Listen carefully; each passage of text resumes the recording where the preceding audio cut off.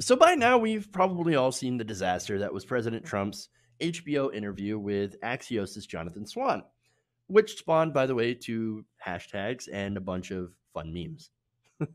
So now the response to it by Jonathan Swan himself was also pretty good.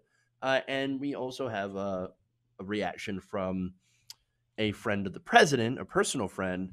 And so we'll get to that later on. But first, I want to show you the reaction from Swan, who was interviewed about this. Check it out.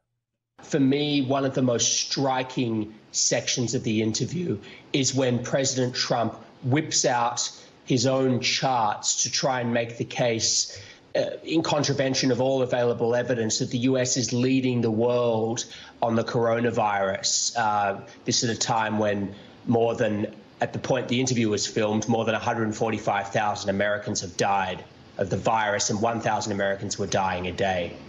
What I was doing was pointing out that when you look at death count as a proportion of population, the US is in horrible shape.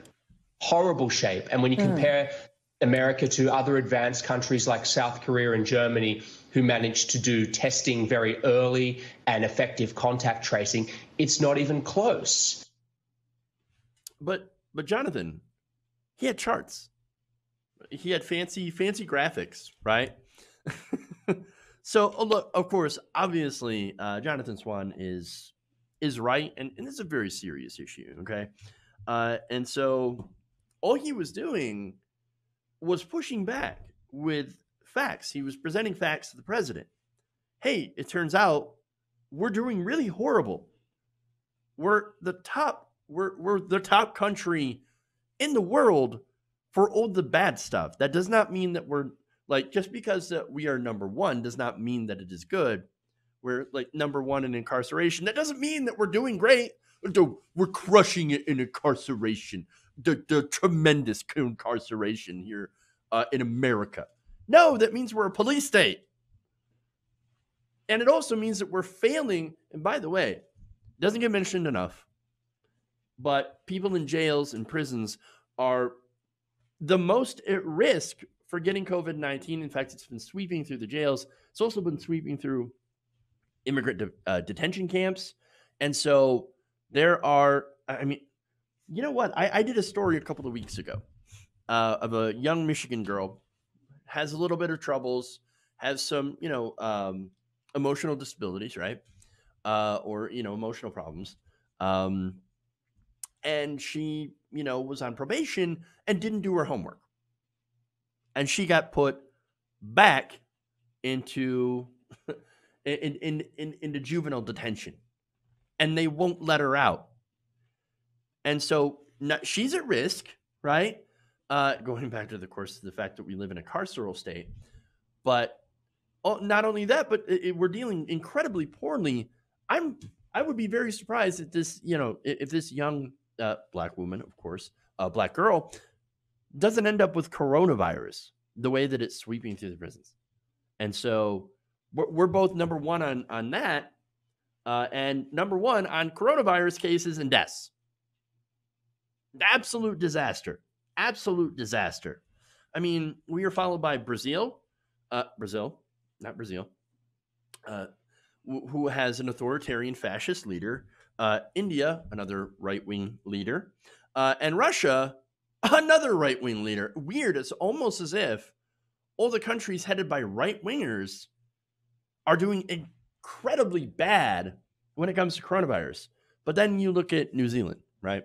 New Zealand has a young female leader, right, who actually cares about science and facts. Is not a right-winger. It's a left-wing government, right? And they eliminated coronavirus from New Zealand. So they're doing a lot better. It's weird. It's almost as if countries headed by people who believe in science and actually have empathy do better than America, where and other countries who are led by authoritarian, fascist, proto-dictators, essentially. Weird. And by the way, I know some of those nations that I mentioned that are doing really poorly are not advanced industrial nations like the United States is, right? Or part of the OECD. And the thing is, we still, given the fact that we're an advanced country, makes it even more unacceptable that we are even in this position. And we are here, unfortunately, not because we are an undeveloped country, right? But as a combination of a bunch of other factors. For one, we have non-existent leadership from President of the United States. There's no leadership. Just now is Donald Trump saying, oh, turns out patriots wear masks. Where was that like 5 months ago or 4 months ago, right? Where was that at the beginning of this entire thing? One phrase from you, hey, everybody, patriots wear masks. And that would have probably helped quite a bit. But no, Donald Trump's still pushing hydroxychloroquine, right, on people. And took forever to go and actually try to encourage his supporters, voters, to wear masks, right? And so that's the non-existent leadership, right? You also have a political party, the Republican Party, that is basically just a reactionary party. Anything the Democrats try to do, anything anybody else tries to do to try to improve the country or save people's lives, Republicans are instinctively say, no, we're not going to do. We're going to do the opposite of that so that we can own the libs. That's what they do. And of course, that's driven by anti-intellectualism, right? You have gross media consolidation, where you've got corporate media, which is, again, heavily polarized. You've got your Fox News, then you've got your right-wing media sphere, which is bankrolled by billionaires. And then you've got the less conservative media, like CNN, which is the establishment. You've got MSNBC, which is the supposed left-wing channel, which is actually more like centrist, moderate channel, all that stuff. And so you've got that. You've got greed. You've got lack of empathy. You've got all of these factors that factor in as to why there's a portion of the population that says, no, I'm not going to wear masks. In fact, I'm not going to wear masks. And I like the fact that you get upset that we're not wearing masks. Of course, then again, like, they think they're triggering us, right? In reality, we're just like, no, you dumbass. What are you doing? You're going to kill yourself and your family. And it makes me feel like those of us on the left are at a massive disadvantage because we actually care. Like, we care about people. We care about human lives, right? We even care about the lives of people that we disagree with. And yet, that same other side says, oh, no, I don't care about you. I don't care about you, and I will go out of my way to spite you, even if it kills me. I hate it. I absolutely hate it. Anyway, to get back on topic here, Swan, he's going to continue expressing how he feels about Trump and this interview. I just found this, as a matter of history and this moment, stunning. You have the President of the United States denying what is in front of him, which is a death count that, when you look at it and you match it up against other advanced countries, it cannot in any way be described as a good outcome. But that's exactly what he's trying to do. It's applying salesmanship that works in the worlds of real estate and reality television to the worst pandemic in a century. Well, look, what did you expect, right? Donald Trump's not a smart person. He's not an idiot. Or he's not a smart person. He's not a stable genius. He's an idiot, right? He's not only that he's an idiot, he's a carnival barker. He's a walking commercial. There's no substance to this man whatsoever. Did anyone really expect him to handle a serious pandemic or any sort of serious problem facing this country? I certainly didn't. I saw this guy right through him from the beginning. You know why? Because he is paper thin. And I'm not just talking about his thin little skin on his tiny little hands. No, I kept saying before this happened, right? Gee, I hope we never have to deal with a real crisis under Donald Trump. because it will end up being a disaster because he's an idiot. And guess what? That's exactly what happened. That's exactly what we got. And so now over 150,000 people are dead. And this is nowhere near, like, this is nowhere near over. Okay. And it's going to get, it's still going to get worse before it gets better. So now there's more, right? So one of Donald Trump's friends, personal friends, he was also not thrilled. And he actually has some really harsh words for it. And this is somebody that I disagree with a lot, not on this issue, but a lot. I may have also called him at least a turd. I don't quite remember what I called him. A little shit. But anyway, it's Piers Morgan, who, again, I wouldn't be surprised if you agree that he's a little shit. He said this, though. For President Donald J. Trump, there have been many grim moments during his catastrophic handling of the coronavirus pandemic that may end up defining his presidency. And this was, by the way, in an op-ed at the Daily Mail. Again, Daily Mail, also I could describe as shit.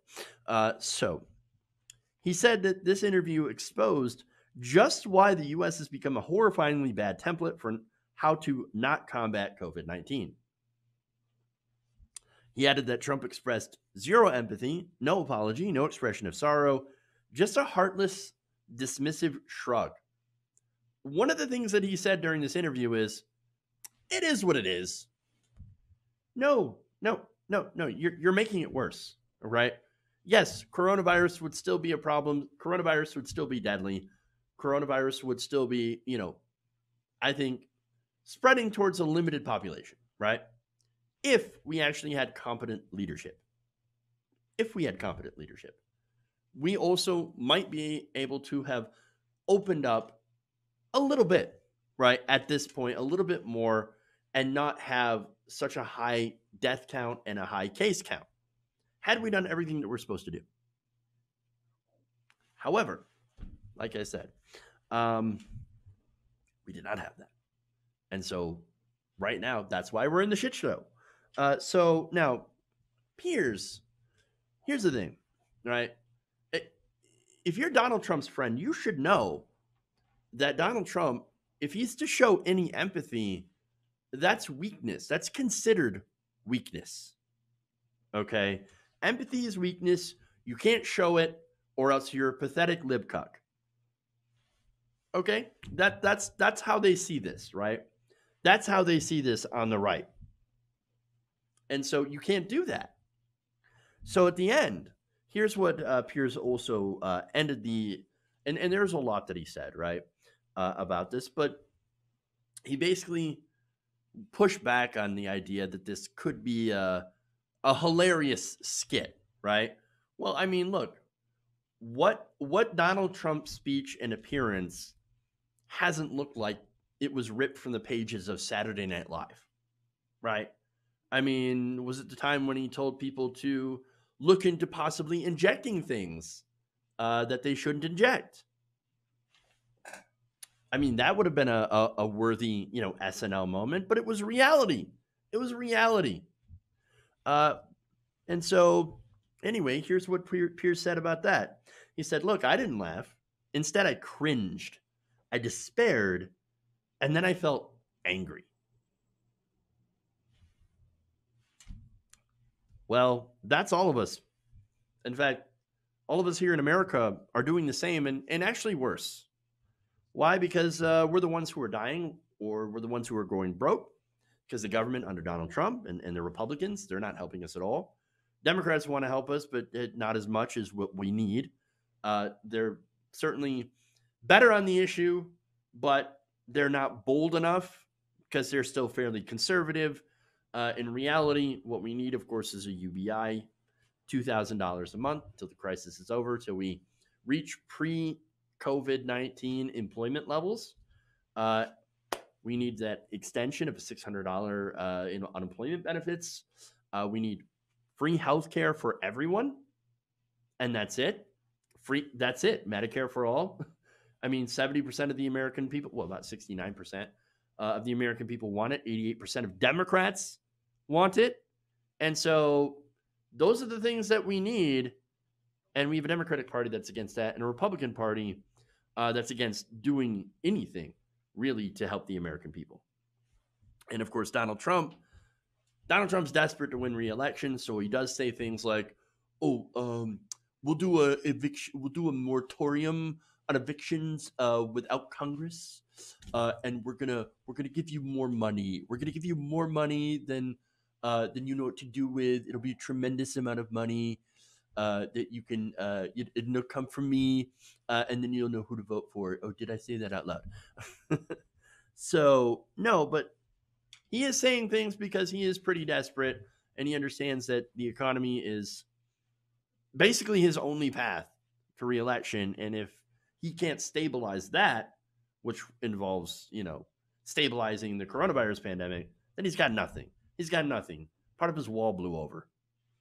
I mean, where's the wall? Where's the wall? Oh, right, blew over. And is a complete disaster. Nobody's helping us. In fact, they're trying to shove people back to work.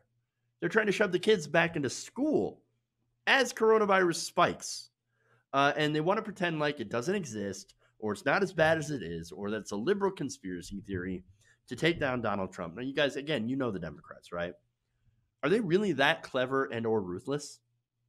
In fact, I say it all the time that the Democrats, when it comes to facing off against Republicans, they're timid, tiny little kittens, right? That are declawed, by the way, which you shouldn't do to your cats. I'm just saying, because it is cruel. That's what they are, tiny little kittens, right? Very floofy. But when it comes to going after progressives, okay, well, that's when the claws come out. They are pretty clever and ruthless, but not even that, not even really all that great. They just rely on their institutional advantages, money, voting lists, things like that, to crush progressives. And so I guess it's even a little bit of a stretch to say that they could be, that bad. And so to think of like a conspiracy that the Democrats would be colluding with the rest of the world in order to defeat Donald Trump using a pandemic, it's just absolutely ridiculous. There's no basis in truth. And there's no basis in faith. What isn't a stretch here, right, is pointing out that we have a president who is desperately detached from reality, and all because it's inconvenient for his political ambitions. And this interview definitely pointed that out. He's exposed to the entire world for exactly what he is. Unfortunately, the rest of the world can't vote in our elections. And so, there's still a chunk of Americans that are firmly behind the president. Disaster.